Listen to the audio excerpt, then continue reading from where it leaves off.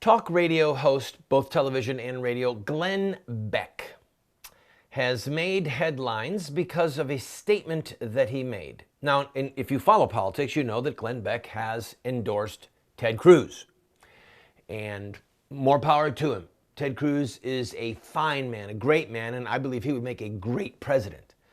But the path to his nomination is getting narrower and narrower. As of today, he's got to win about 85% of the delegates that are left. For him to get the 1,237 delegates he would need to secure the nomination. And mathematically, that's not likely to happen. It's just not. Unless something catastrophic happens.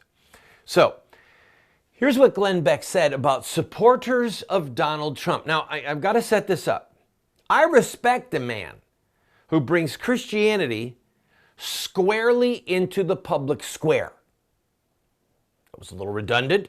He brings it squarely into the public square. Right. Anyway, so because I've done it, as I'm going to show you, but there's something that's really amiss here. Listen to the quote.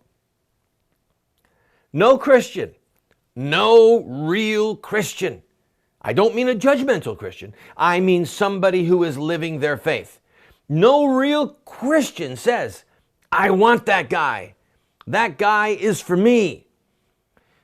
Nobody. Nobody. All right.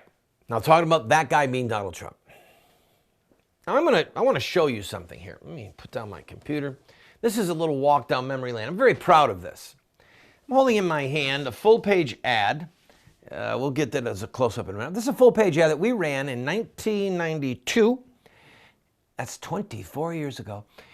We ran it in 1992 in the USA Today, a full-page ad in the USA Today, full-page ad in the Washington Times, and people around the country took the artwork. We created this artwork, and they ran it in newspapers all over the country. 130 plus newspapers had this ad.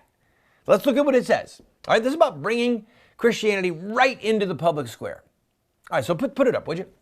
Christian, beware. Do not put the economy ahead of the 10 commandments. Did you know that Governor Bill Clinton, by the way, back to me for a second. This is a full-page ad against Bill Clinton. All right, saying that Bill Clinton was an evildoer, all right, and that a Christian could not in good conscience vote for him. All right, did you know that Governor Bill Clinton supports abortion on demand?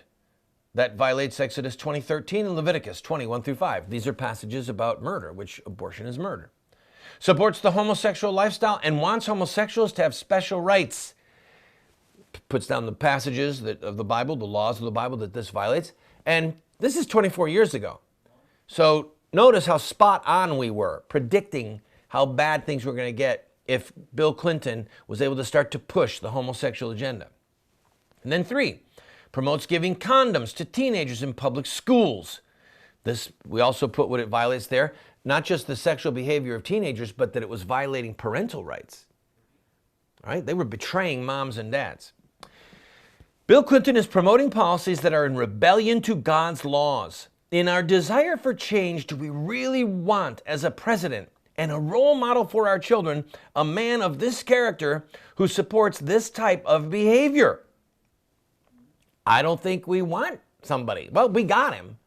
And again, look at the example. Look at the role model that Bill Clinton was. This was spot on. But what about the economy? Yes, we are in tough economic times, but God forbid that we sell out our most sacred beliefs in a vain hope of financial gain. How can we expect God to bless our economy if we plunge down a path of immorality? The Bible warns us not to follow another man in his sin, nor help him promote sin, lest God chasten us. How then can we vote for Bill Clinton? This ad ran, literally millions of people saw the ad. It didn't avail. We sent out 27,000 letters to pastors with a flyer telling pastors to warn their flock that to vote for Bill Clinton was a sin against God. And it was. If you know that someone is going to rob a bank and you give them a ride to the bank, you've participated in their sin. And if you know a candidate is going to kill babies and promote the homosexual agenda and give condoms to 15 and 16-year-olds and birth control, you've sinned. If you know that they're going to do that and you help them get to that goal, you have sinned. Okay? I have sinned if I do that. So, I get it. I get putting Christianity right in the middle of politics. But notice what I said and notice what Glenn Beck said. I said, Christian, beware. Don't put the economy of the Ten Commandments. He said, no real Christian can do that. That is balderdash. It's silly. It's stupid. A person is a Christian by virtue of their Trinitarian baptism and their professed faith in the death, burial, and resurrection of Jesus Christ. That Jesus Christ is the Lord, okay? God the Son of God. That's what makes someone a Christian. Christians can do really bad things. Millions of Christians, true Christians, voted for Clinton. Millions of true Christians voted for Obama. I would argue that that was a sin. But it doesn't mean that they're not a Christian. And I'm just going to go a step further. Forgive me. I don't mean to open up a can of theological worms, but oh, yes, I do. Glenn Beck is a Mormon, okay? Theologically, Mormons deny the Trinity. They deny the deity of Jesus Christ. So historically, that makes them a heretic, all right? Makes them heretics. And they don't have a Trinitarian baptism. So many theologians have argued for decades that Mormons, by the fact that they don't profess faith in the divinity of Christ and that they don't have a Trinitarian baptism, I baptize you in the name of the Father, Son, and Holy Spirit, that they're not Christian. You've heard it, if you've been in the Christian community for any length of time, that Jehovah's Witnesses, theologically speaking, are not Christians. That Mormons, theologically speaking, are not Christians. I'm not saying that they're not good people.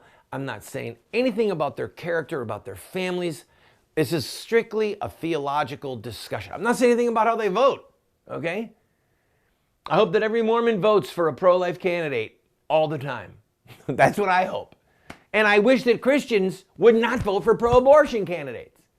But on a theological level, for Glenn Beck to say that no real Christian can vote for Donald Trump is just plain stupid. It's not intelligent. And it shows that he's like frantic and he's maniacal in his support for Ted Cruz and he's lost his bearings. And I'm really not sure that theologically he's got good bearings to begin with.